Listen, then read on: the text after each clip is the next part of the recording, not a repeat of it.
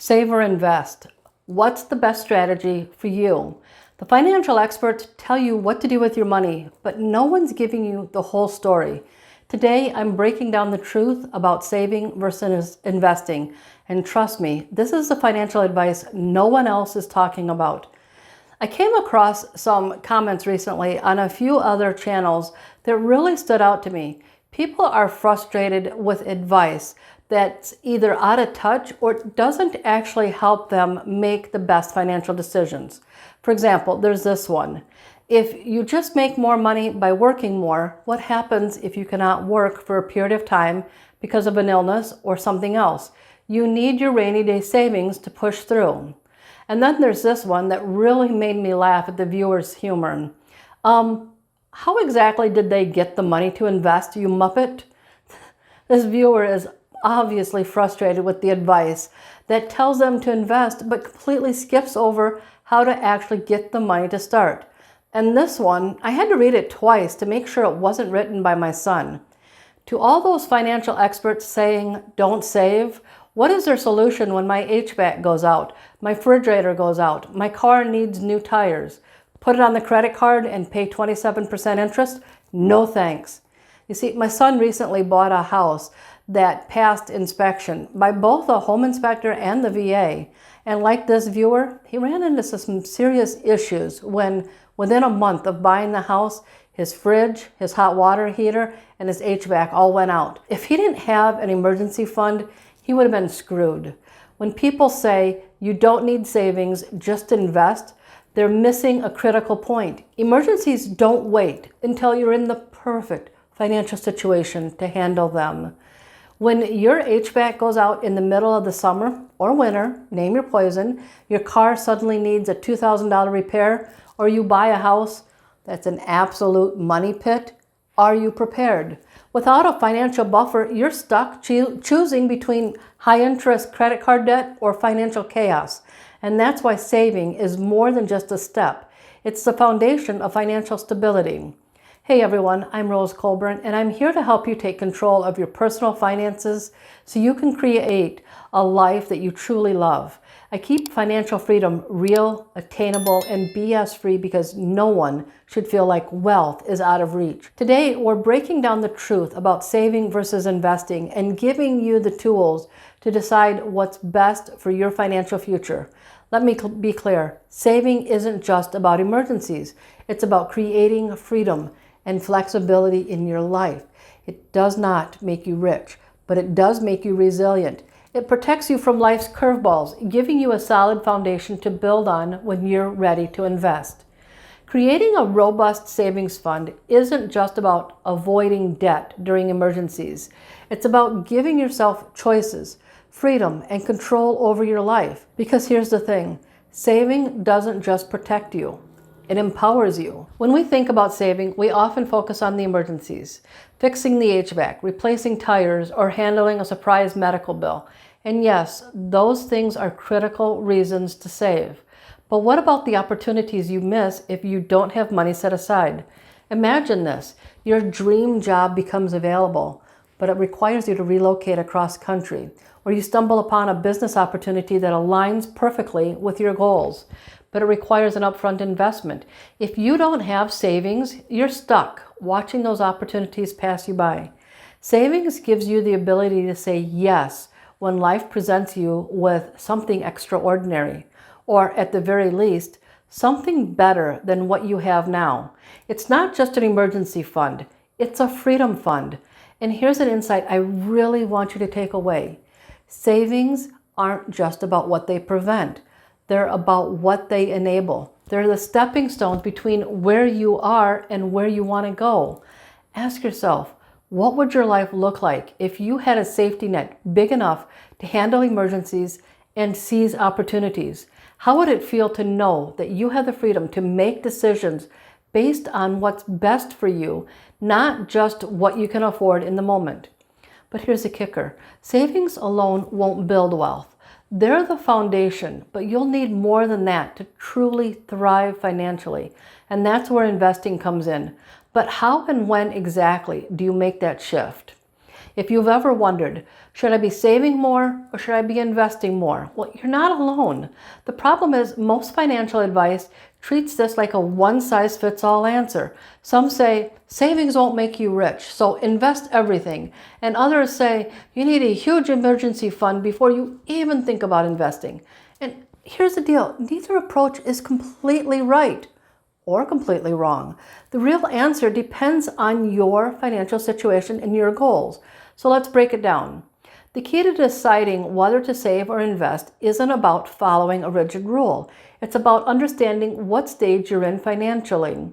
So if you're in the survival stage, this is where you're living paycheck to paycheck, struggling to cover basic expenses or dealing with high interest debt. Financial stability feels out of reach because you're constantly putting out fires. Unexpected expenses derail your budget and there's little or no savings to fall back on. Investing won't help you if an emergency forces you to rack up credit card debt or miss paying the rent. The focus needs to be on creating financial breathing room before anything else. In the growth stage, here you have a little financial cushion and you can cover your expenses without relying on credit cards. Maybe you've started saving, but you're still figuring out how to balance everything, how much to save, and when to start investing if you haven't already, and how to avoid lifestyle inflation. The challenge in this stage is figuring out how to allocate your money wisely so you're not just coasting, you're actually building. And the freedom building stage is where you have a solid financial foundation. You have an emergency fund, stable income, and little to no high interest debt. At this point, your primary goal shifts from just maintaining financial stability to actively building wealth. You're ready to put more of your money into investments that can grow over time. But a lot of people struggle here because they're unsure of how much to invest and where to put their money and how to make the best use of what they've built. The mistake most people make is that they skip straight to investing without securing their financial stability, and that's when things can go wrong. Each of these stages requires a different approach. So before you listen to any financial advice that says savings is a waste of time or invest everything now, ask yourself, where am I now financially? Think about your own situation. Which of these financial stages do you see yourself? Drop a comment below. I'd love to hear where you are on this journey. So listen, here's the truth. The right move isn't just about what's best in general. It's about what's best for you right now. But once you know where you stand financially, the next step is to make sure your money is actually working for you. And that's exactly what we're covering next. Once you know which financial stage you're in, you need to make sure you're taking the right actions to move forward in your financial journey. If you're in the survival stage, the action step is simple. Open a separate high-yield savings account today and start an automatic transfer, even if it's 10 to 20 bucks every payday. Now look, I get it. 40 to 100 bucks a month is not going to replace your HVAC or cover a major car repair, but it's a start. And if you're at this stage, a start is better than nothing. Your top priority right now is building a small emergency fund to cover unexpected expenses. And this could be anywhere from $300 to $1,000. It depends on your situation. You want to avoid racking up high interest debt at all costs. If you already have credit card debt, your number one focus before anything else is to stop it from growing. The key is to start building that safety net so you're not relying on credit cards when something goes wrong. Now, if you're in the growth stage, it's time to start investing now while still maintaining your savings. You'll want to keep growing your savings until it's enough to carry you through several months of living expenses. Now, quick pause. And this is where I need to tell you that I am not a financial advisor and that everything I'm sharing is based on my own research and my personal experiences. So please do your own research, and if you need to, consult a professional to figure out the best options for your situation. And I've watched a ton of other financial channels, and this is the part where they all say, this advice is for entertainment and educational use only. Honestly, who finds financial advice entertaining? But hey, since I don't want to get in trouble, we'll roll with that statement. Okay, so back to where we were. While continuing to maintain your savings, start investing regularly in a Roth IRA, 401k, index funds, ETFs, or another investment that fits your situation. Even if you only invest 25 to 50 bucks a month, the key is consistency. The earlier you start, the more you benefit from compound growth. Avoid lifestyle inflation. Just because you have more financial breathing room right now doesn't mean you should start spending more on the things you don't actually need. If you do want to upgrade your lifestyle or have some specific things that you want now that you're in a better financial situation, then plan for them. Add those things to your budget and be sure they align with your financial goals. Your goal here is to balance saving enough for security, having a lifestyle you enjoy, while also putting your money to work for you. Now, if you're in the freedom building stage, your focus should be on scaling your investments and optimizing your wealth building strategy. If you have a tax advantaged account like a Roth IRA or a 401k, start maxing those out if you haven't already. Start exploring new wealth building options and keep some easy to liquefy assets available for smart opportunities, whether it's a business deal, a real estate investment, or another wealth building move. Savings isn't just about security, it's also about having the freedom to say yes when the right financial opportunity comes along. At this stage, you're no longer just managing your money, you're making it grow. And here's what I want you to take away from this video. Saving and investing aren't enemies. They're both tools that work together. Your job is to use them in the right order to move yourself forward.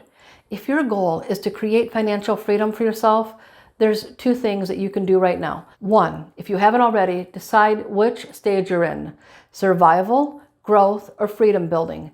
Two, make a commitment to take one financial action today that aligns with where you're at and moves you towards the next stage. The decision to save or invest isn't a one-size-fits-all. It depends on your financial situation, the stage you're in, and your goals. Understanding when to prioritize savings, when to transition to investing, and how to balance both is the foundation for building financial security and freedom. And in the next video of this series, we're tackling one of the biggest financial myths out there. It's the lie that's keeping you broke. Stick around for that one because it's going to completely change the way you think about money. Thank you for watching, and I'll see you in the next video.